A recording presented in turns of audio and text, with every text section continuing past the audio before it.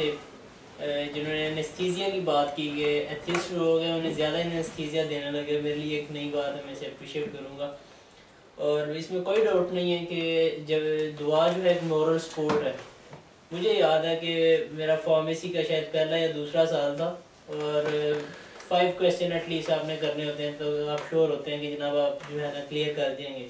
और जब मैं सुबह घर से निकल रहा था तो न्यू कैंपस से ओल्ड कैंपस तक जाने में आधा घंटा होता है तकरीबन बस में। तो मेरे 2 क्वेश्चन प्रिपेयर थे और इसका मतलब था कि लेस देन 50%। तो मेरी वालदा ने यही कहा कि तुम परेशान ना होना बेटा, आज का पेपर बहुत अच्छा आ जाएगा। उसमें से इतनी मॉरल सपोर्ट मिली कि उधर जाते जाते जो है मैंने जितना मैंने पिछले 3-4 दिन में किया था उससे ज़्यादा मैं प्रिपेयर कर चुका था।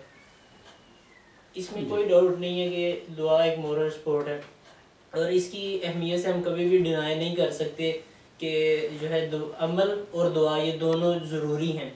अगर हम ये कह दें कि सिर्फ अमल ही है और दुआ जो है उसकी अहमियत नहीं है तो मैं इस पर टोटली डिसएग्री करूँगा। और अगर सिंपल दुआ पे रिलाई करें तो ये भी मैं कहूँगा कि कोई समझदारी नहीं है।